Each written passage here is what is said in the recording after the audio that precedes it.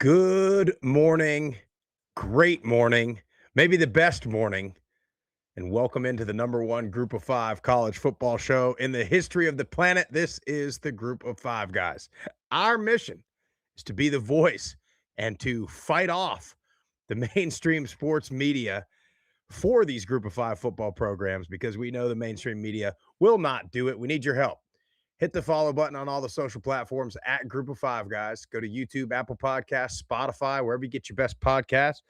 Subscribe to the channel, leave a 5-star rating and a review. Most importantly, tell your family and friends, and maybe even your enemies about us. On this show, we celebrate. We celebrate two Group of Five teams making the college football playoff in spite of what everybody loves to say. We're going to talk about the games from the weekend. We're going to preview a little bit the matchups for the CFP and plenty more. Hope you enjoy the show.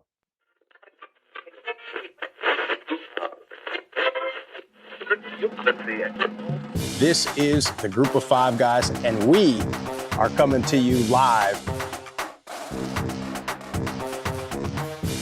They got Old Dominion week 3, and ODU is by no means a layup. Group of Five guys told me that, so that has to be true. We looked at each other, we was like, Mike, the best place to be is a Group of Five. So I'm sitting here with the Group of Five guys, right? Troy has won, it's been a winner, and it's a special place, so it's why you want the job. But it's a ton of fun to watch a guy go to the NFL from a Nevada or a Colorado State or a Middle Tennessee or an App State, and fans follow that kid. It was across there. You want to have this thing packed out, have the student section packed out, giving those guys hell on the sideline. I mean, that's part of it. I mean, win or lose, like we're winning the tailgate. There's no better place to be developed in this country than Boise State.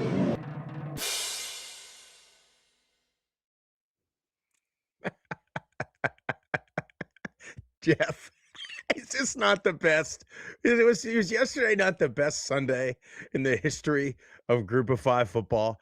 I mean, the meltdown of the media, of all the talking heads. I didn't see a talking head on our side in this one. But boy, the Group of Five Army, the American Conference Army, the Sun Belt Army was in full force, and it was just fantastic to see. And we had a level of trolling that we were putting out that was just world class, I thought. I mean, I've never been more satisfied than from 12:27 p.m. or whatever time it was Eastern when they put James Madison in there, as if all these people didn't know it was going to happen already. And the ensuing meltdown from social media. I mean, what an elite day. I couldn't be happier. This is the most excited I've been about a Monday because I can't wait to go to work today to tell everybody about it. We did it, Joe. We did it, Joe. We did it, Joe. We did it. I mean, oh boy, just incredible. And you saw it. I mean, literally meltdowns on live television like I've never seen before. I mean, Booger McFarland, I don't know what his problem is, but that guy, I mean, just clear as day, day. Like, don't belong. Said that they do not belong. From Danny Cannell to even our dear friend Josh Pate a little bit. I got G5 Josh is dead. Yeah, G5 Josh sat there and idly watched Taylor Lewan and Will Compton just completely, honestly, disrespect the Group of Five, and in particular, they disrespected Drew Mestemaker, who, as I tweeted, and it's getting a lot of attention, is they'll be treating him the way they do Diego Pavia when he, I hate to say if he transfers. I mean, they'll be slobbing all over that guy, trying to get interviews, trying to, put him on their show, putting a clip every time he steps out on the town. They'll be doing that, but they don't. But they know that, there's guys like that. It's the most frustrating to see guys like that because they did play at a very, very, very high level, and they know what it takes. You know what I mean? Yeah. And I'm not saying Mestemaker, maybe he will, maybe he won't. I mean, Taylor Lewan obviously had a phenomenal NFL career, or I mean, probably shorter than it should have been or could have been, but he was a hell of a player. Those guys are great players. But they know, man. They know there was guys on their team that maybe weren't as talented as they were, but put in a certain level of work. They know there was guys against they all I'm sure played against a couple group of 5 teams in their career, and they probably went against somebody from a school they never expected that gave them everything they got and everything they could take. So they know that. So that's what's frustrating. But it was a little interesting. I'm gonna give Quick Trip Josh a little bit of a benefit of the doubt. He looked uncomfortable in that scene. Yeah. I was waiting for him to speak up, but I get it, man. He's got certain places are paying his bills now, so he's got to be a little careful, probably. But anyway, Jeff, before we go any further, I mean, Santa Claus came early for us. That's why I got the Decker Gray in the Santa Claus cup. I get the mistletoe there, the holly. Uh, if you've been watching us, if you haven't, check them out. DeckerGray.com. Decker Gray Coffee Company. This is roast to order coffee. They've got whole bean, they've got ground coffee, they've got K cups, all available. Multiple different blends. Use our promo code GOFG for 10% off and free shipping. Also, Levels Sports Picks. If you're a betting man, if you're not a betting man, if you just want to learn, or if you just want to have conversation, there's chats going in there. If you just want to have conversation with us and the other guys in the Levels Discord, check that out. The link is in our bio. So, Jeff, first of all, we got to talk about our trip to New Orleans. Third trip down there as a group of 5 guys. Second trip this year. Had to make it happen. It was a play-in game. Turns out James Madison was in a play-in game themselves. But ladies and gentlemen, the group of 5 guys, Jeff Murphy in particular, came out of the weekend in the positive, in the green, a profitable trip to New Orleans, a profitable evening at the Caesars Casino. The craps tables were jumping, cranked up, if you will. But I tell you what, boys were hot on Thursday night there. Yes, we were. There's just something special about a hot craps table when everybody's high-fiving, everybody's winning. And at that point, I should have known. I should have threw every bit of those dollars on Duke to win the ACC because there was just something special about that weekend. But, we get down there, we do the Friday show, appreciate American Commissioner Tim Pernetti for coming on, spending some time with us, talking about, on air, off the air, just the landscape of college football. He's been super supportive of us. And then, get to see, we felt that environment, that home crowd for Tulane was special. It was absolutely special. That game had it had a playoff feel. It reminded me of our trip to the Fiesta Bowl. It just had a feel to it, man. And you could only feel it, if you were there, and it made a huge difference in the game. I think it was massive for Tulane to get the start that they had to that game. And I mean, just appreciate Byron and Jason and Coach Summerall, everybody for allowing us again to come in and just be a part of that weekend, getting into the locker room, seeing everybody. I mean, it was just incredible experience. And then you got to give North Texas a ton of credit. I mean, they played their ass off. I know it didn't go the way they wanted to, but man, they fought back in late second half and almost. I mean, at one point we kept looking at each other. It was like, here we go. Mm-hmm. Here we go. But Tulane Green Wave, you're American Conference champions. It's interesting because all week long, we had conversations on here. We had conversations, off air, just on the phone or via text. And we both were kind of going back and forth on North Texas and Tulane, kind of what we thought might happen. Will the rain play a factor? Will this play a factor? And then, we did the show on Friday. I took North Texas and you took Tulane. And then, as game day gets close, or game time and kickoff gets closer, and we get on campus and we go to the boot for a minute, right? And you're in that place. And we got in there probably 2 hours before kickoff, maybe, and it was crowded, but not crazy. But you go to the bar to grab a drink, and then you turn around, and there's 100 more people in there. And then you go to the bathroom, and you come out of the bathroom, and there's 100 more people in there.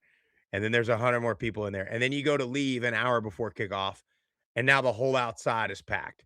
And so both of us looked at each other there, and we're like, okay, this crowd, you could tell, you could just tell it was going to be that type of atmosphere based on what campus looked like a couple hours before kickoff and an hour before kickoff. And man, they played a part, man. You can't say enough. There's been so many games that we've been at this year. Um, you know, Jacksonville State, Tulane, twice, Western Kentucky, where the crowd so obviously plays a role in the outcome of the game. And I cannot emphasize that enough. Because they played a big part. And the thing that the crowd does is the minute a big play happens, to be a turnover or a score or a big sack, the momentum can change so quickly when you get the crowd involved, and there's nothing like it. There's nothing like I get chills right now talking about it. There's nothing like playing for your friends and for your community when you know they're right there and they got your back. And man, shout out to the people of New Orleans, to the students of Tulane, Uptown. They showed out and put on a good show. And you're right. Yeah, shout out to North Texas. But here's the matchups we got, Jeff. We'll talk about the game a little bit in depth Hold on, here in a Sprouse. second. One last thing I want to say is shout out to our guy Biggie because Yeah. you know he's a dear friend of ours and you know was our trainer at Middle Tennessee and now lives about an hour outside of New Orleans. And I mean, This guy taped Jeff and I's ankles every day for 3.5, 4 years, every single day, dude. I mean, just could this weekend would not have been the same without him. He came and hung out with us. We got down there pretty much all Thursday, and got us the rooms at the Harrah's. Like, love you, Biggie. Appreciate it. It was great. You want to talk about a heater? Hey, no doubt.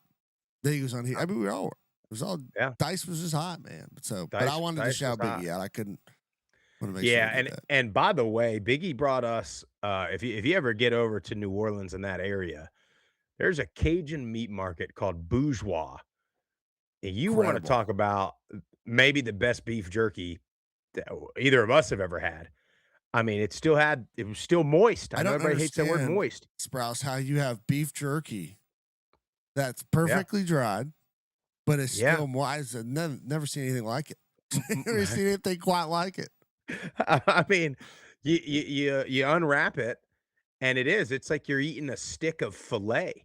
Just unbelievable. And then the beef sticks were good. So if you ever get a chance, if you ever go to New Orleans or that area, Bourgeois Cajun meat market, phenomenal. And then, the American Commissioner, Tim Pernetti, I asked him about where he eats when he's in town. He didn't share, like he said, he didn't share the 5-star dining, the Michelin dining experiences that he goes to. But the Vertimart, a little sandwich shop, is really a little market on the corner, down in the quarter. And, hole in the wall. I couldn't even fit in the damn store. But you get the all that jazz sandwich, got with shrimp, turkey, ham, sausage, all just piled on there. I mean, messy as can be, greasy as can be. But you want to talk about a world-class sandwich after a night in the casino? I mean, did the trick. Did the trick. But let's talk about these matchups just a little bit. So Tulane is at Ole Miss in Oxford. Tulane as the 11, Ole Miss as the 6. And then James Madison coming in at the 12 spot at Oregon, the 5 seed. So very interesting. And then so you'd have Tulane, winner of Tulane Ole Miss, I believe, plays Georgia next round, and then winner of JMU Oregon would be playing Texas Tech. So look, this is the playoffs, okay? Ain't no easy. They say no beach house, Jeff. They ain't no condominium, buddy. This is the college football playoff, and nothing's going to be easy from here on out. And you're going to have to bring your best. You have to bring your A game, no matter who you play. So here's what I'll say. Let me give you a couple. Let me get the positive momentum going here of what I want to say. Last year, all 4 of the teams that got a bye week lost after that month off. This is not the bye week, but both Ole Miss and Oregon did not play in a conference game. So for Ole Miss, it'll be over 3 weeks. For Oregon, it'll be right about 3 weeks. They haven't played in. And Ole Miss, they got all whatever they got going on. Now, I know Tulane and James Madison are going to be, have the same coach. Their coaches are leaving and this and that. I think Ole Miss has a little bit more of that distraction as far as assistant coaches, coordinators, and all of those things. But I think that's something to look at is the fact that they hadn't played in 3 weeks. You saw the teams that come. We've seen all season teams coming off of a bye week, just a bye week, seem to struggle. We saw last year teams coming off of that bye month really take a quarter and a half, 2 quarters to really start feeling the rhythm. And we saw it live with Boise State against Penn State. That could play a factor, Jeff. The travel for Tulane, it's a rematch. So we always say it's the hardest thing to do is to beat a good team twice. So for Ole Miss, they know Tulane's a good team. So that's a difficult task for them. Beat a good team twice. Damn well Tulane is going to be fired up for both of these coaches. It's interesting because for Summerall, right? It's, hey, here's a team that I'm about to be expected to beat starting next year. Year in and year out, I'm going to be expected to beat these guys. For Chesney, go to UCLA, same thing, right? Like, this is a team that I'm going to have to beat if I want to be good. So a little interesting there with those sort of storylines. But, who do you think's got the better shot, Jeff? I mean, on its surface, without, you got to really dive into Ole Miss and Oregon and those things. I got to say, I feel like it's Tulane just because Ole Miss, Lane Kiffin gone, coach is gone. Need to look into if we have a bunch of players not playing, guys that went to LSU potentially from Ole Miss. So got to dive in and look at all those factors. And then from a travel standpoint, it's just a whole lot closer. Tulane to Oxford. So I think Tulane on the surface, and then Vegas has got, James Madison is 20.5-point dogs. I think Tulane was 17.5. So Vegas is viewing it that way as well. And then, for James Madison, I still believe top to bottom, they are a complete team. They are talented. Now we get the Tulane team over the past weekend. Yep. That's the team that we wanted to see and knew they were capable of playing like that. Now, obviously, a little bit late, North Texas started to come back. But I think it's going to be tough sledding for both of them. James Madison going into Outson Stadium, it's an animal. My brother-in-law went to Oregon. I haven't got the chance to go up there, but you've just been able to see it over the last, decade probably of how rowdy that crowd is. It's one of the most hostile environments in the country. It's a playoff game. So I got to think that environment is going to be a little more to deal with than Tulane is going to deal with in Oxford. Cause I don't know what the buzz is like with Ole Miss, with Kiffin leaving, just all those extra dynamics. So I'm going to go Tulane, but I'm just excited that we got two teams in. Regardless of how the games are going to go, the media is going to say they don't belong. If they happen to lose by a touchdown or 2 touchdowns, or the spread has got them 3 touchdowns, they're going to forget that Oregon, Tennessee, SMU, they all got blown out last year in the playoff. And then you just saw Alabama get blown out in the SEC championship game by Georgia. Mm-hmm. So regardless of those are the facts, that their own Power 4 teams have gotten blown out last year, have gotten blown out this year, but they'll magically forget in case, if it happens, that the group of 5, one of the reps or both of them end up going down. So, yeah, I'm interested to see, Tulane from a proximity standpoint, I think will travel pretty well to Oxford. When we went to that Fiesta Bowl, you had this feeling from the Penn State fans that they were going to have to, they expected to win. They expected that they were going to be moving on. So you saw a little bit lesser of a Penn State contingent. Now, granted, that's a long way going down there to Scottsdale and not as far for the Boise, but it was what 60-40, 70-30, maybe even Boise to Penn State when we went to that game. Now, I know these games are on campus, but I do wonder if the James Madison faithful are going to, are going to travel. Now, I'm sure that is not a cheap flight and not easy to get to and stay. Where the Tulane folks can probably drive, you can probably find a hotel, in any of the, not too far from Oxford.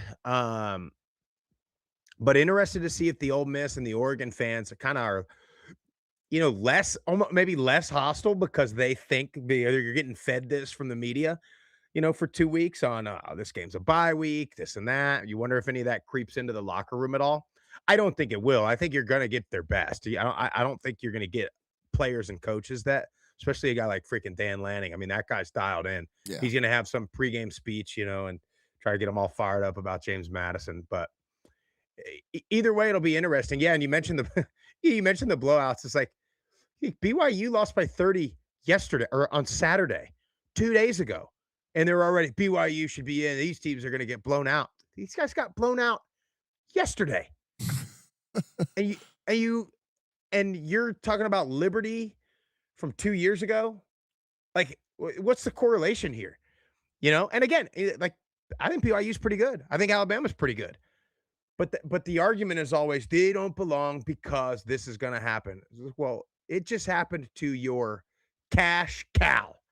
The ESPN and SEC's cash cow. The SEC got 5 teams in this thing.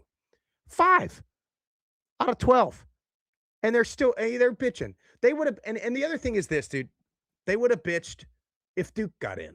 They would have bitched if Virginia got in.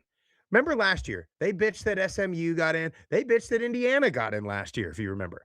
So these people have just been so brainwashed to think that only certain logos have a chance to win. Look, I talk about it all the time. Brands win championships. And to a degree, that's true because that's the opportunity they get. But boy, you want to talk about, it was really funny. So I'm ecstatic about the outcome of the committee, right? And I think to be honest with you, and I hate Notre Dame more than anything. I think I'd have put Notre Dame in over Alabama. I would have. Because Alabama, they always talk about, like, well, Notre Dame got better or this team got better all year. Well, Alabama's first game of the season, they looked terrible against Florida State. And their last game of the season, they looked terrible against Georgia. And then right in the middle of the season, they were terrible against Oklahoma. And then some of the games they won, South Carolina didn't look very good. Missouri didn't look very good. Vandy didn't look great. So, yeah, they have that win at Georgia. Probably, not going to argue with that. I don't know. And then the fact that, like, I've talked about I have a little bit of the Miami bias still, right? And I think Miami absolutely should have been over Notre Dame. No questions asked. I think they got it right. But the problem I have is, well, if Notre Dame was better than Miami a week ago and neither of them played, what happened? Like, you can't, just because you had a team in between them is what they kept saying as a buffer. What does that got to do with anything? Yeah. Like, you thought Notre Dame was better than Miami last week. Now, maybe, in my opinion, maybe it's because the ACC had that game on repeat. We were in the casino at 2:00 in the morning, and that game's on TV, on multiple TVs. So maybe the committee did go back, and maybe they righted it wrong. Maybe that's what they did. Maybe they watched that game and thought, oh, okay, we thought this was a late field goal win at home, but Miami pretty much dominated them. So interesting to see. But again, Notre Dame, look, they get to play by their own rules. They play whoever they want. They play 8 or 9 home games and a game in Ireland. And they play very few true road games. And they don't ever have to play a conference. They get on there and they talk about, we can't drop Alabama out because it's not fair to punish them for making a conference championship. But at the same time, we want to reward a team that has never, will never play in one. Not even in a conference. So I don't know about that. I also thought it was interesting. Sorry, Jeff. I know I'm ranting here. I'm rambling. But the other part was, I think it was McElroy. I know he's a Bama guy, so take it for what it's worth. But they got on there and they all said, well, yeah, I mean, it just wouldn't have been fair to move Alabama out because they lost the conference championship. Every other team that lost the conference championship dropped 1 or 2 spots at least. So it wouldn't have been necessarily moving them out of the playoff, but just dropping them a spot would have in turn moved them out of the playoff. And everybody else dropped. Everybody else. North Texas dropped. BYU dropped. Virginia dropped. So they're the only team that stayed put. And yet somehow nobody sees this as a problem. Well, I'm just going to go back to beat the point that they're claiming, why are we wasting these 2 spots? Well, number one, the ACC's champ wasn't ranked. And Right. and they just keep going, complaining that the group of 5 even has 1 spot, let alone 2, this, that, and the other. And okay, so Texas A&M is in, Georgia's in, Bama's in, Oklahoma's in, Ole Miss. The SEC has 5 teams. I know, dude. And you're still complaining. I've seen all these teams play throughout the season, now in the SEC championship game. Why do I need to see this again? Like, you guys are all complaining that the group of 5 don't deserve these spots. How about just win the games that are on your schedule? How about just compete and win your conference championship, and you don't have to worry about anything? And Notre Dame, like, I get it. You got screwed some. There's a lot of other teams that got screwed some too. But just join a conference. You've been collecting this CFP money, all the money you get every single. You don't have to split it with anybody. And this day and age, it is a resources game. If you have the money and you have the resources, NIL, facilities, all the things, you should have no excuse whatsoever to be in it and compete every single year. But you get to operate with this level of freedom that nobody else outside of UConn and a couple others that get to do it, right? It's just get in a conference, win your conference. You could join the American for all I care. Yeah. You might be able to win it. Who knows? Well, probably not, to be quite honest with you. Well, there's people on Twitter saying that because we tweeted about that. And they were like, "Oh, they'll just join Conference USA." And come on, great! I promise you, the Conference USA teams will be happy to have the Notre Dame brand and the TV deal that you have, which is why the ACC allows them to sort of be half in, half out because of the revenue. We'll be glad to have you. We'll be glad to put you in our poll. We might even put you number 1 in the preseason. Yeah, I mean, I don't know. Well, it's also just like everybody forgets. Everybody's on the Signetti bandwagon and the Indiana bandwagon. Indiana hasn't been relevant, and I can't tell you how long in football, probably ever, to be quite honest with you. And you get a great coach in Kurt Signetti at James Madison, who leaves, who brings basically the top end of his roster with him at Indiana. And guess what? Right away, he's got the resources, wins. Now he's a number 1 ranked team in the CFP in his second year. That just goes to show you right there that if the group of 5 did not belong, you wouldn't poach our coaches, you wouldn't poach our players. And at some point, we got to implement. There's so many things that needs to be fixed about the entire system. But one thing that does need to be fixed, and my wife, who she's an athlete, but she's, basketball player, not a football person really, has looking at this situation and is like, I can't seem to understand why a coach and a player, especially players, get poached, but the group of 5 school, for finding them, for developing them, get paid absolutely nothing. They get not a dollar. It's like, boys, my wife's asking questions better than the damn committee is. It's crazy. Well, Jeff, I mean, it's just, look, we got 2 teams in this thing. And like I said, they would have complained. These people will complain about anything. And you're right. Like, I go back to that Taylor Lewan and that quote, and it's like, these conferences are so dominant and so good. But Signetti, like I said, I mean, I think there's 13 players from still, or that might have been last year. I think there's 13 players on this year's roster. And I mean, you're seeing Surratt's the best one, no doubt, the James Madison guy. So he comes and they're an immediate contender. And then 2 years in, they're the number 1 team in the country and just knocked off the Ohio State in a championship game. So no oh, they didn't play last year. Remember, it was, well, they didn't play the top teams of the Big Ten. That's why they still didn't belong. And well, this year, here you go. You're welcome. Knocked off Oregon, knocked off Ohio State, and then you know you get a guy like Pavia and Jerry Kill come over from New Mexico State and go to another perennial bottom feeder of the best conference in the world, the best conference ever. And now you want them in the playoff. They're immediately a contender. On day one, they show up and they're a contender. So nobody's sitting here saying these conferences aren't deep and some of these schools are not at a different level than anybody else. But don't sit here and say anybody can come off the street and play in the group of five, because you know that that's not true. Because if that's the case, then anybody can come off the street and play for Indiana and be the number one team in the country, or anybody can come off the street and play at Vanderbilt and be one of the SEC's top 5 or 6 teams. Well, So I just talked about how important the resources, the money, and all these things are, right? These idiots in the media just get up there and like, well, they don't belong. Da, da, da, da. All they're trying to do is hoard more money for the schools that already have all the resources.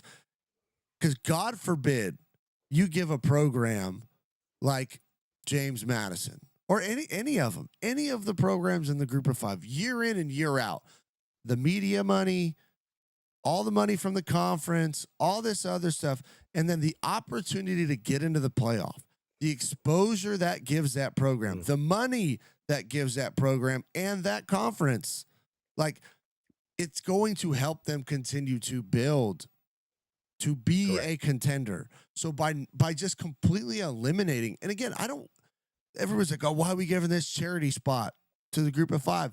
Why are we giving, honestly, 3 or 4 charity spots to the SEC for teams that didn't win their conference?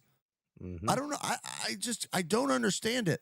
These people that are get paid to do this. And it was hook, line, and sinker, Sprouse. As soon as this came out, it was, and you nailed it when you tweeted it yesterday. Yeah. It's like, here you go. Here's all the tweets, all at the same time, same narrative from ESPN, from CBS. I mean, it's just Hey, crazy. I've never seen anything quite like it, Jeff. I really hadn't. And here's the thing too. They're gonna make a change probably, because God forbid you get 2. And the narrative that you got from almost everybody on TV or on podcasts or whatever it was, oh, well, how can we leave a national brand? It's gonna set a precedent if we leave Alabama or Notre Dame out of this. Why? What does being a brand, what should it have to do with winning? That's sports, man. Nobody plays. Sports are here to avoid that, to line up, blow a whistle, move the ball down the field, put it across the goal line, and do that more times than the other team. Not whose logo is more recognizable, not who sells more merch, who sells more tickets, who has more TV ratings, but all the talking heads. That's what they talked about. Oh, well, this is the fault because Florida State and Clemson aren't good. Why does it have to be Florida State and Clemson in the ACC? Anybody else can be good in the ACC. And that's a point I want to bring up too before we talk about these games, Jeff, is they're going to want to do, 4 auto bids for the SEC, 4 auto bids for the Big Ten. Well, what you're doing by doing that is there's going to be years like next year, maybe there'll be 4 really good ACC schools and 2 really good SEC schools. Maybe the year after that, the Big 12 is going to have 4 or 5 really good teams. So why are we putting this thing in a box to where we're assuming that one conference has to have 4 good teams? Well, Jeff, I'll tell you why. Because these conferences have 4 really big brands, and that's what they really want. If we come down to it, that's what they really, really want. They want Alabama, they want Georgia, they want Texas, they want LSU. They want Ohio State, they want Michigan, they want Oregon, they want USC, Penn State. The ACC, oh, there's not 4 really big brands. We want Clemson, Florida State, and Miami. In the Big 12, maybe BYU, be Texas Tech now. That's what it is. It's not, we think that there's 4 teams that are good. We think that there's 4 teams that have a really big brand. And that's who we want because that's what brings ratings. That's what we can talk about on our little Tuesday show every week. That's what this is all about is brands. It's not about the best football. Well, what's funny is the line yesterday was we got to get the 12 best teams in. We can't be having this spot for the group of 5.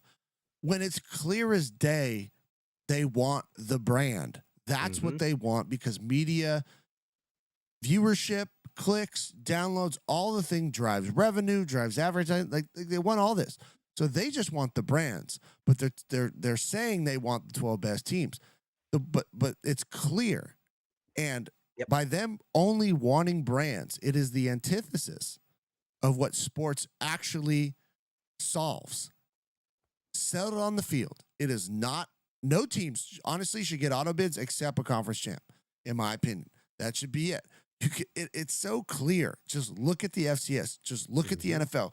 Look at all the models. You got these conferences that are too big. You got rid of divisions. You made the conference, some of them 18 teams. This is your own fault. Yep. So it's clear. Go 10 conference champs. You get a bid. You can give 6. You can give 8. You can have 14 more at large bids. I don't care. But it's not. You guys are making it so much more complicated than what it needs to be. And you keep leaning on this committee like they have the answer. I don't like they don't. No group of men or women should be in a room deciding and ranking who gets in. The first 10 should be conference champs. I'm not saying they have to be ranked 1 through 10. You could have 5 group of 5 programs at 24 through 19. I don't care. It doesn't matter to me. But if you win your conference, you should be in. The rest should be at large. And then you get the guaranteed ones in because they won their conference. And then you get the other 16, 12, 8, whatever you want to do it. That's the ones that the committee can rank. If they're in the top, whatever, let them go. Yeah. Well, Jeff, and to your point, we saw a 24.5-point underdog, Illinois State, take down the number 1 perennial powerhouse, North Dakota State, in the FCS over the weekend. No, Sprouse, you can't do that. They wouldn't have even played that. They don't even want to play that game. That doesn't matter. It doesn't matter. That's not the same. Well, Jeff, and if they played today on a neutral field, North Dakota State would be favored again. So I think we should just move them on. I think that would be. And Jeff, it's if a conference is better than another conference, and one team wins it, and the team that comes in second doesn't make the playoff, and might be better than they keep saying, well, any of these teams could go on a run and win the whole thing. Too bad. I mean, too bad. Like, what every sport, like, why do we just continue to give a team but chance after chance after chance? Like you said, they talk about charity cases in the group of 5. The charity case is the team that has lost multiple times in conference. Like, well, but they could get hot. And that's not, first of all, that's not true. They say that every year. One team's going to win it. One team. Everybody else doesn't have, they didn't win. They're not going to win. So why do we speculate, well, the number 14 team, and that's what they say too, oh, the 12 best. Then they would have been bitching about that because Texas and Vanderbilt probably still would have been sitting there on the outside. They'd have been bitching that Vanderbilt and Texas should have got in. And then they moved to 16, and they're going to bitch about that. They're going to say, oh, well, South Carolina, this or that, or whoever. They're always going to want, they just want their whole company. Why don't we just do an SEC tournament over here and then let their champion get in the playoff against the other champions? It's a wild concept. Well, it's just funny that they can sit there and say, I know for a fact Tulane and James Madison, they're not going to win it all. Like this is, but any of these other teams, it's wide open. And it's like, how do you know that Texas A&M? You think Texas A&M can go all the way? Because all I've heard the last couple of weeks is that they shouldn't even be in. They shouldn't be ranked because they didn't play anybody. Yep. So what's the point this week? You think that Oklahoma can go and beat everybody? It's whatever fits their narrative at the time that can disparage the people who aren't part of their club. That's what this is. And anybody else that tells you difference is lying to you. So don't believe them. Well, Let's talk about these games, Jeff. Um, North Texas and Tulane, very interesting because there was, after the game we got on social and there was a lot of talk about some officiating. It was interesting because being there, I didn't feel like there was a couple times when the North Texas fans booed a little bit, but it didn't seem, you know, you I've been to games or watched games on TV where it seems very one-sided but even being there, like, it didn't seem like like it was. Now, the 2 ones, the pick 6, I mean, we probably honestly, if we sent that video in to the American officials, it might have gotten overturned because we probably had the best look of it. And yeah, uh, you know, It's very looked like a close. fumble. Yeah, it was very, very close. But but you're wanting a play that was a negative play and kind of a freak. I know it's all part of the game, right? But like you threw an interception there. It's not like you got robbed on a obvious holding call. You know what I mean? Yeah. And I get it. Like it's all part of football, and it should have been a touchback probably. So that one I think was. I think you've got a gripe there. I think you do. And what was the score there? 17-7. That made it 20, or was it already 24-7, and that made it 31. I think it was 17-7, and that made it 24-7 going into the half. No, no, no, no, no. No, it was in the second half. I think it was in the third quarter. So that made it. I think that kind of blew it open. They were down 24-7 when that happened. I think the other one they're talking about is the kick catch, the punt that hit the guy. I'm not gonna. I don't think you have a case here because number one, that's not the guy it hit, and number two, if you watch the wide angle of it, it appears the guy that it hit, it appears, was blocking the defender. Kind of gave him a little shove, and the momentum is borderline, right?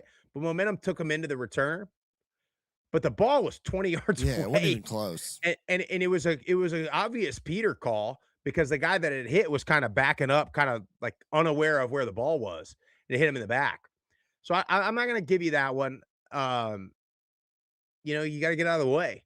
You stop blocking, stop doing whatever you're doing, get out of the way. I don't think that the returner was. He had no intent of going to catch that thing. No, I he mean, it was they called Peter. There was a high punt on a short field. Um, so I'm not going to give you that one. The other with the fumble, I'll give you, but I'm not going to give you that one. yeah, I mean, that's just one of those unfortunate plays on a special teams where there's really nothing you can do, but that's where the crowd does play a factor because it was loud, it was raucous. You can't it's harder to hear Peter call. Everybody's Yep. yelling it, but when you're blocking and there's just all those things going on, you don't hear it till late. You try to get out of the way but man, I think you just have to give, on our Friday show I talked about Tulane, if they want to win this game, they have to be committed to the ground game. They have to control time of possession. They have to win the turnover battle. They did those things. Yeah. And it was very evident right out of the gate that Tulane was like, we're going to punch you in the mouth and we're going to see how you react. And, I don't think North Texas has really been rocked like that. So it took them, I mean, about a half, really, Yep. to kind of gather themselves, figure it out. And yeah, sure, the pick six, that should have been a catch. I mean, it just slips through the Should have been. receiver's hands and goes Should have been a right catch. into the linebacker.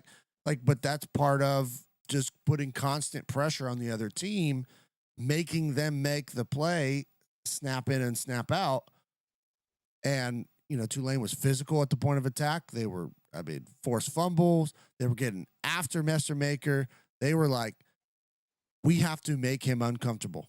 Yeah. Because when he can get to his second and third reads, and we saw this late in the second half, I mean, kid is dialed. He is such a good player, and he doesn't get enough credit for his athleticism.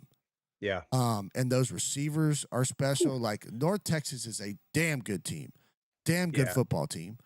But Tulane was ready to play. Credit to Summerall and his staff. Like they came out, and then being at home makes a difference, man. It does. That's why I just don't like neutral site games.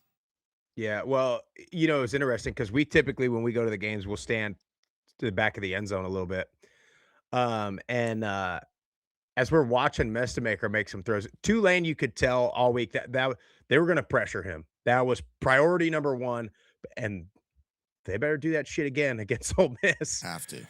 Let's hope that Chambliss kid gets in the portal, huh? Well, He might. He might. He might.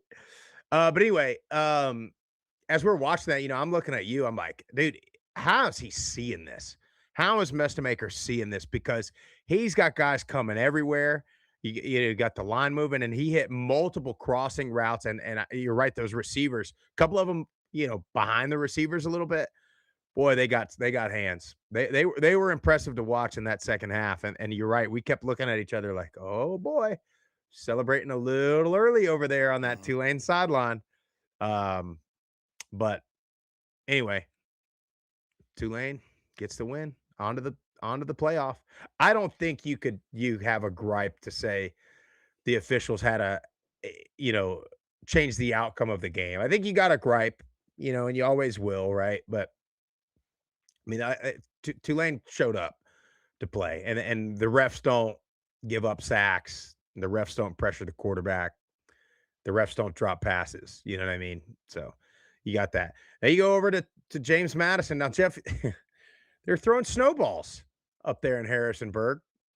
I love that. I'm just going to be honest with you. Yeah, they're throwing full beer cans in Tulane.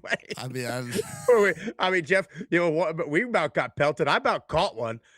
I didn't have the hands. I dropped it. I was going to do something really cool, and then I dropped the can. But it's a fine line between what is overboard and what is just part of making something as hostile as it can be. I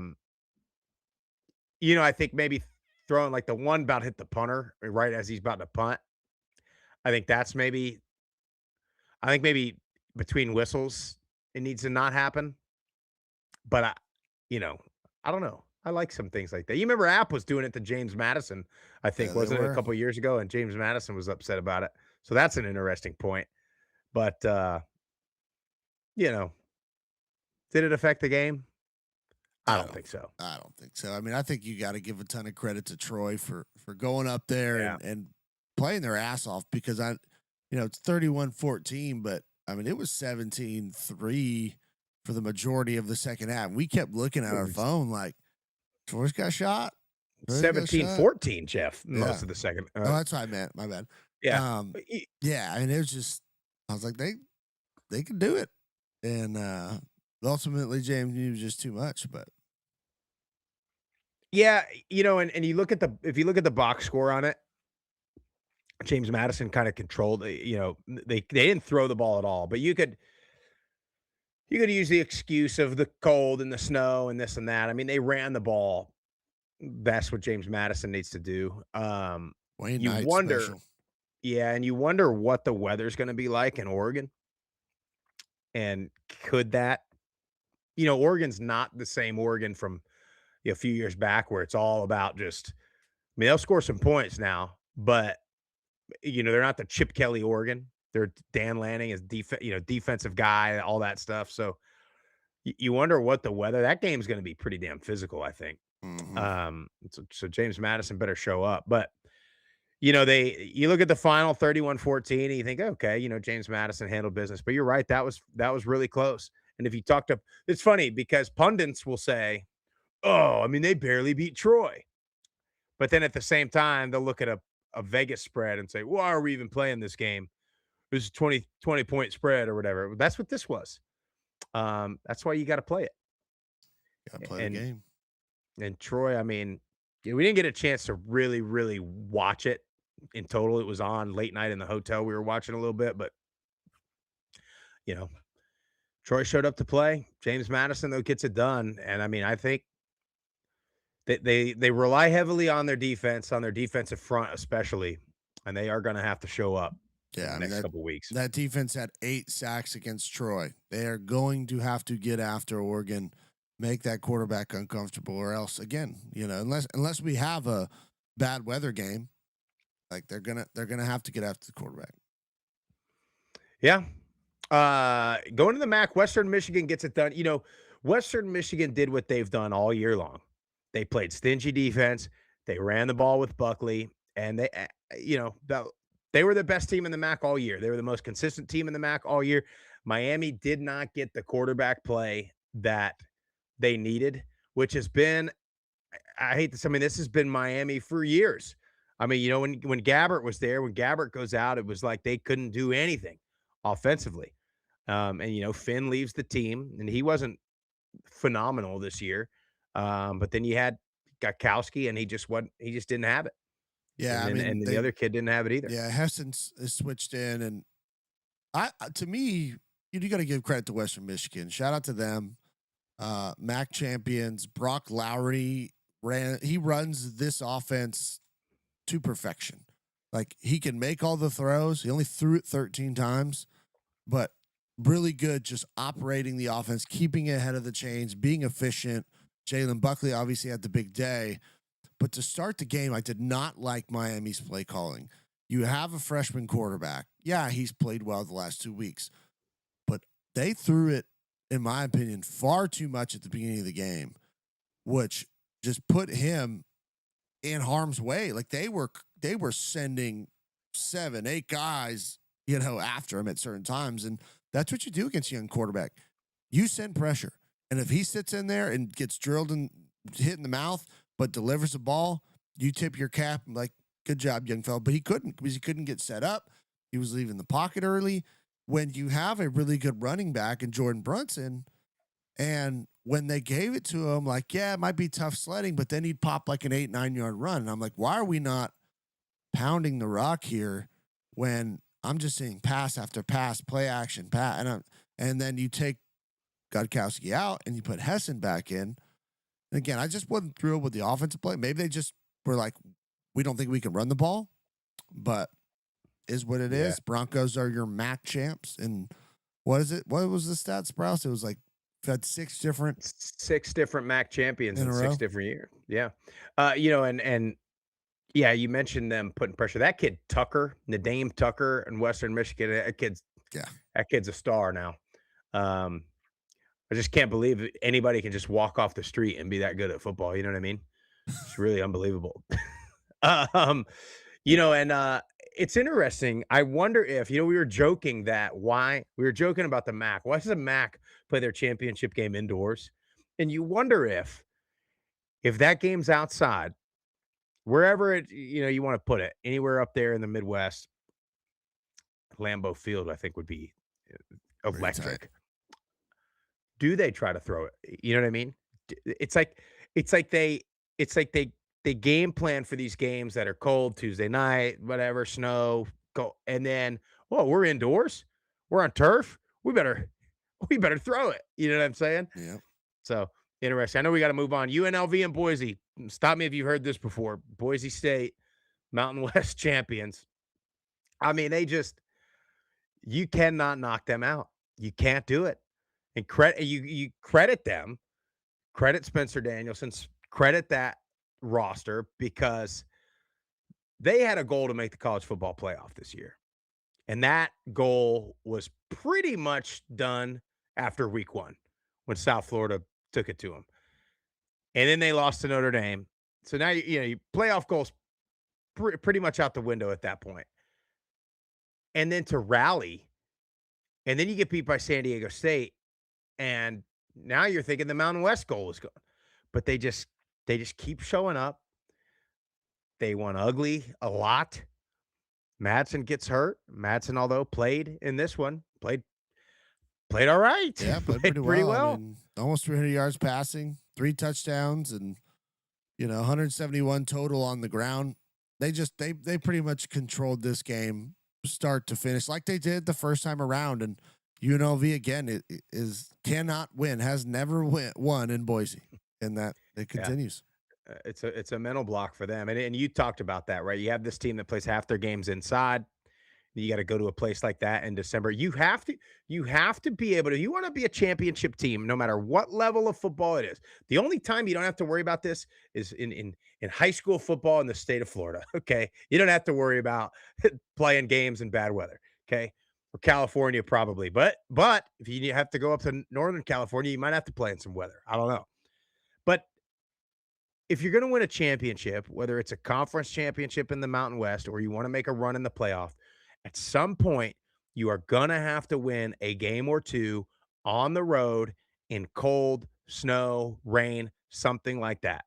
So you've got to have a roster, and UNLV did to a degree. They ran the ball very well all year long, but you've got to have the ability when you need to slow it down a little bit, protect the ball, control the clock if you want to win a championship, no matter where you are. So, but Boise, their defense showed up, Madsen showed up, and they get it done. Mountain West champs once again. Conference USA, you had the rematch, Kennesaw State, Jacksonville State. I mean, we talk about it all the time. It's really difficult to beat a good team twice, but Jacksonville State has what you think is going to be the game winner. And then Amari Odom, not a very good game for either offense. I mean, kind of, 19-15 is your final score. That tells you a lot about the offensive play in this game. But then Kennesaw goes right down the field, and Amari Odom and that game-winning touchdown, that's what we saw him do when we went up there a couple weeks ago. That makes him special. Is plays kind of broken. Do I run it? Do I pass it? And he makes those quick decisions on the run to make a throw, and they get the game winner. Kennesaw State, 2-10 a year ago, wins the Conference USA this year. Jerry Mack, a lot of rumors swirling of him going to New Orleans now. Yeah, it's going to be something to keep an eye on. But coach of the year, if I'm not mistaken. Yeah, I mean, it had to be. And had to be in Conference USA. No, it's incredible season, I think, for both programs. And you don't want to hear this when you're on the losing side, but for all the new pieces that Jack State had to be in the championship game, to host it, I mean, you're a couple plays away from winning the conference. And then for Kennesaw State, man, kudos to you guys. Second year in, and you got a conference title. Incredible performance. Yep. And I'll pat myself on the back a little bit. You talk about that. Talk about Kennesaw. They're in a location that can reload when they have to, because there's going to be those kids from Atlanta, from Alabama, that want to either come home or they haven't found the right, spot at the school they went to. They're going to be able to reload in the portal. So I know that's frustrating to hear for the Georgia State folks around, because they hadn't been able to figure that out. But anyway, we got to get moving here. We're going to play as many voicemails as we can. I know we had a couple from Friday that were, before the games that we didn't get to with the travel, but 615-900-4286 is the hotline. I guess we'll play those three, and then we'll see how many we can get to. Yeah. So these first three are going to be should have been played on Friday's show, but whenever we travel, it's kind of difficult to get all that in with the setup and whatnot. So these are from last week. Then we'll get into the weekend's call. Probably get to a couple of them, and we'll keep you posted on when we play the rest of them.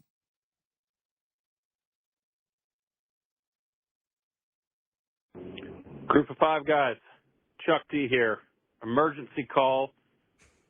It is about 5:45 on Thursday. Just saw the Billy Napier news to JMU. Wow. I will say the quick initial read, JMU Duke community is, I think, surprised.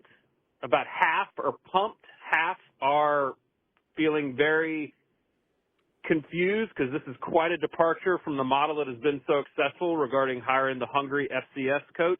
Obviously worked well with Signetti and Chesney. We will see. Sunbelt Billy's back. Obviously has familiarity with the Sunbelt. I think he's a great recruiter. It's just JMU hasn't hired coaches that have been fired. And so definitely got the splash. But JMU's not a splash hire team. I don't know. It's fascinating. We'll see. Hope he puts a great staff together. I hope this isn't an image rebuild thing with him, and he's dedicated. He knows the portal.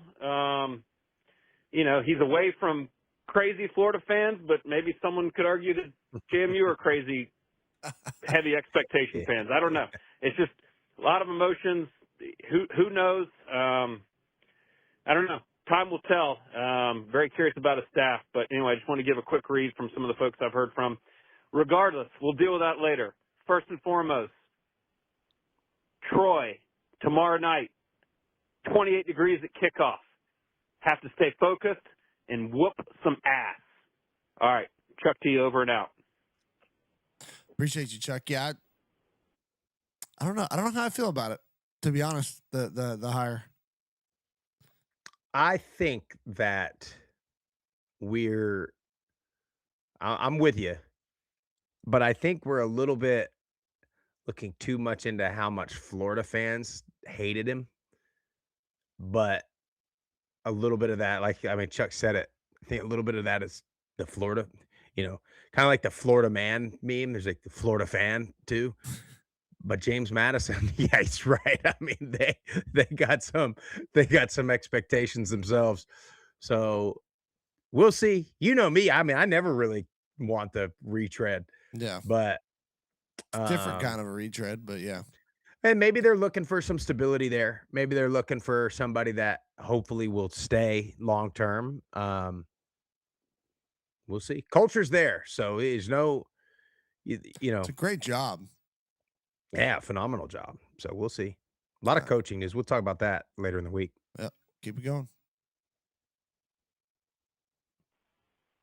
Oh boy, are we back? I watched Memphis on Thanksgiving Day just look awful against Navy. I talked all that shit about them too. But it was adding a little fuel to the fire for Ryan Silverfield. Well, after that game, there were so many people that were legitimately talking about he should be on the hot seat. Should he return to Memphis football? And then the next thing you know, it's Sunday. It's beautiful. A little chilly. I'm in church. I get a notification. Ryan Silverfield's going to be the next head coach at the University of Arkansas. Arkansas comes in and saves the entire city of Memphis. I dropped to my knees and put both hands out open wide. So thankful for what Arkansas has just done for us. And then the response on Twitter was beautiful. They were organizing a protest in Fayetteville of this hire just to show, like, how they feel. I get a lot of times there's a lot of fan bases that'll do this stuff, but, like, it's so hilarious for me to watch the Memphis fans, myself included, celebrate Ryan Silverfield leaving. And then on the flip side of that, the Arkansas fans just completely melt down. Now we're in a situation where Ed Scott, the athletic director, has to really nail this hire. Jerry Mack is probably the leading candidate. I won't be surprised if that is the hire. There's been some smoke around Dan Mullen. I don't know if the university has reached out or will reach out, but I know Dan Mullen enjoyed his time when he was in Mississippi State. Starkville's not too far away from the Memphis area.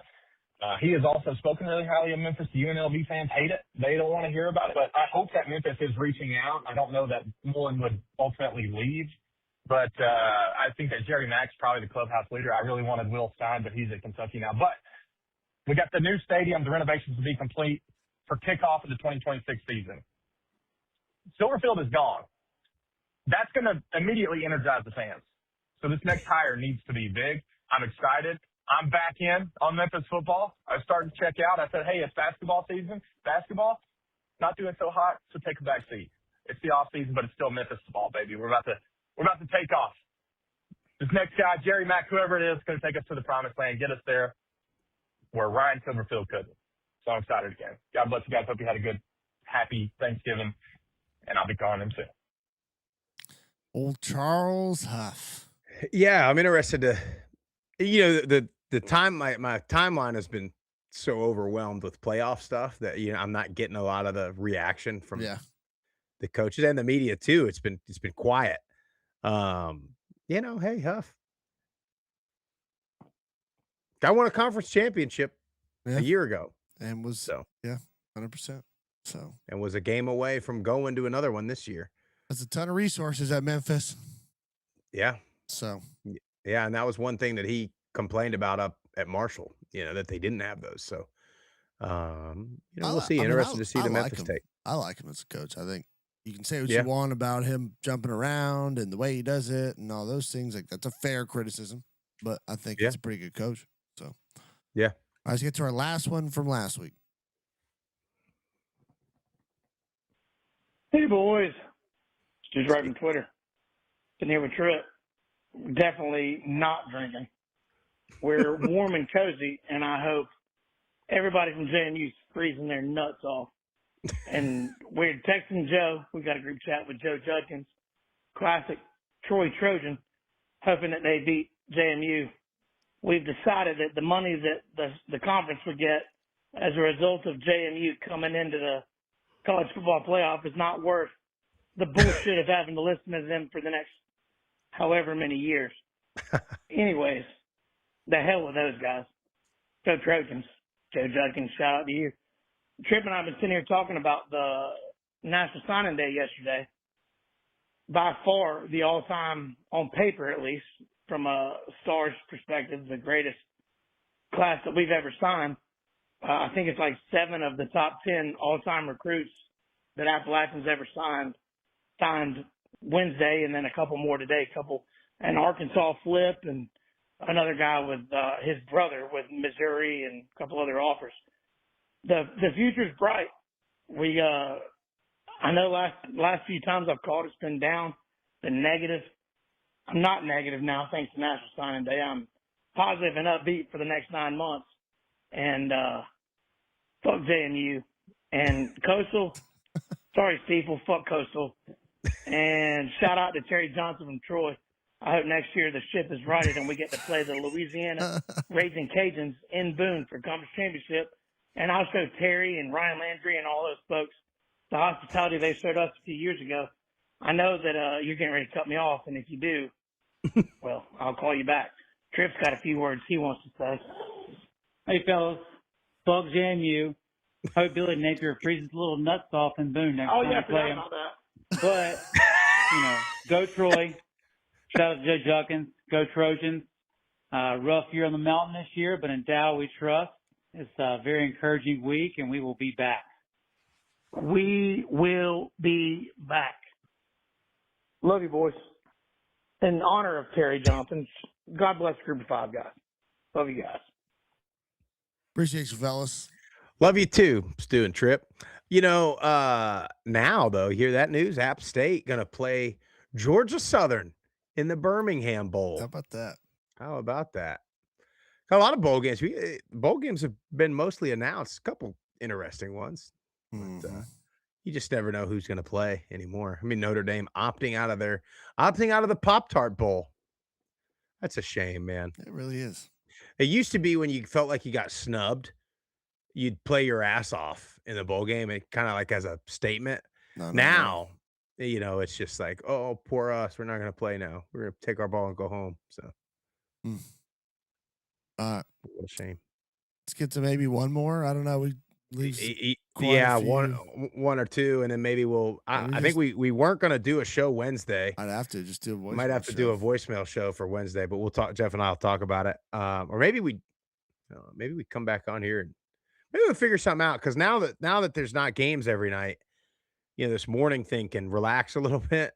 That being said, I don't mind getting up here talking ball first thing in the morning. We'll talk about it. We'll play one more, and then we'll figure out our schedule and let everybody know on the socials whether we do Wednesday morning or maybe we do. I don't know. We'll see. Yep. Hey, what's up, fellas? It's Blassie, the one-man posse. Hey, listen, first of all, I just want to open with a big thank you to Coach Jared Parker and the whole entire staff at Troy University. I mean, what they were able to pull off this year, working through all the adversity, all the injuries and everything else, ended up having a really, really good season. We closed the season out with a heck of a recruiting class. We bring in 33, ranked second in the Sun Belt Conference. Oh, and then, by the way, we make ourselves right back into the Sun Belt Conference championship game. And speaking of that game, let's talk about that for a minute. Look, hey, we head into that game, right? We are 24-point underdogs heading into that game. Nobody gave us a chance. We're beat up across the board on that offensive line. We're We've played kind of sporadically at times. I totally get it, but I know those last couple games of the season, I saw things starting to come together as a team, which this is a team that never quit, ever. Even when Goose went down early in the season, they all rallied around Tucker Kilcrease. This team knows how to fight, So we head into that game, and everybody's thinking we're going to get just destroyed, run out of the stadium. Guys, you're playing an 8-time champion in the Sun Belt Conference. Mind you that we have won more titles than anyone in this conference. And so, yeah, we went in there and we expected to win the football game. We didn't go there for a moral victory, but what I did know was going to happen is we were going to show up and we were going to show out and give them every dang bit of energy that we had on that field and leave it all on the field. And that's exactly what they did. Look, we had an opportunity late in that game. Goose goes back down again, and unfortunately we ended up, losing the football game. But you know what? At the end of the day, hats off to JMU. I mean, what a heck of a football team, man. That was a battle. Their defensive front, absolutely unbelievable. I mean, we couldn't run the ball anywhere. Inside, outside, backwards, they were chasing us all over the field. So credit to them in shutting down that run game. It's pretty amazing. We had 2 rushing TDs with negative yardage. But anyway, hey, look, I also want to say this. Look, to your fans, look, we brought JMU and invited JMU into this conference, right, because of the winning tradition that they have there, because of the geographical alignment and the alignment with the regional rivalries that they have up there with App State, with Marshall, Coastal Carolina. This was a phenomenal fit. So welcome to the Sun Belt. We're glad that you are here, right? But when it comes to this championship game, you kind of embarrassed yourself a little bit. And look, I know you've got a lot of really good fans, but there's quite a few of you guys that were throwing ice balls and snowballs at the players before the game started, during the game. I mean, our punter was in his own end zone and snowballs are landing all over him. He shanks one, and it's no big deal, So, guys, you got to be better than that. You got to act like you've been here before. This isn't FCS football anymore. This is FBS. This is the Sun Belt Conference. Carry yourself, like you should, with some class. All right. So that's all I'm going to say on that. I will say one other thing, though. Look, when it comes to, look, I know you've had a lot of success. You come on early. It's been phenomenal. Hey, I've enjoyed watching it. But, there's also a little bit of this attitude, I feel like, and a little bit of an elitist attitude that's kind of starting to creep in, which I kind of get. I mean, you guys are really kicking some butt here, right? So, but at the same time, I hear people talking about we shouldn't be in the Sun Belt. We should be in the ACC. The way I see this, like, look, man, this is a phenomenal conference. We invited you to come into this conference. And, for the love of God, just be where your feet are for a minute. Enjoy it. Embrace it. Take pride in it, all right? So that's all I'm going to say on that. Look, going into the Duke game, right? Duke, Virginia. Now, after you win the Sun Belt Conference Championship, you're waiting on that spot to open up. And what happens? Duke beats Virginia. JMU, a Sun Belt Conference team, is in the college football playoffs. So here we are, folks. I mean, this is where we are. So get in there. Go represent yourself well. Go represent the conference well. Look, you are a Sun Belt member. Go out there and be proud of that, all right?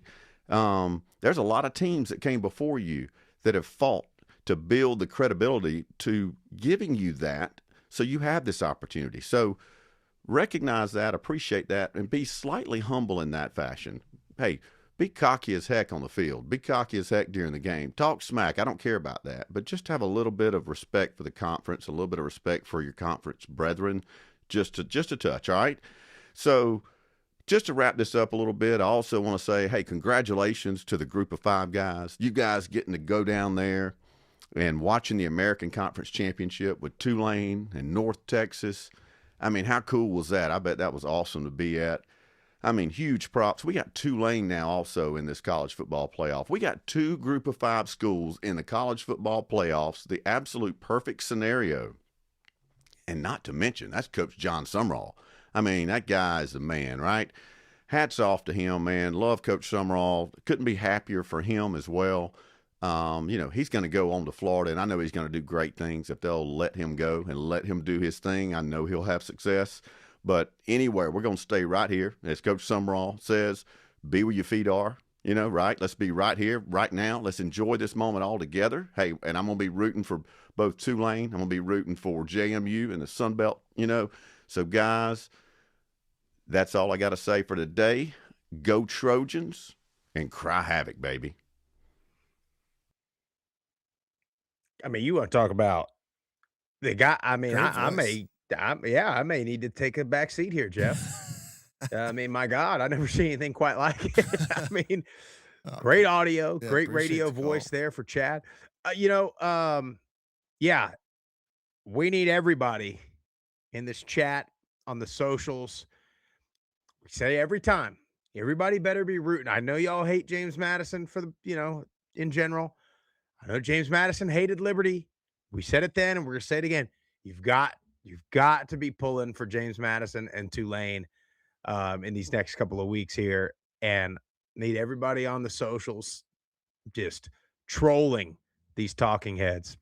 But thank you guys for calling. Thank you for watching, listening. If you like the show, make sure you hit follow on all the social platforms at Group of Five Guys. Go to YouTube, Apple Podcasts, Spotify, the Believe Network, wherever you get your best podcasts.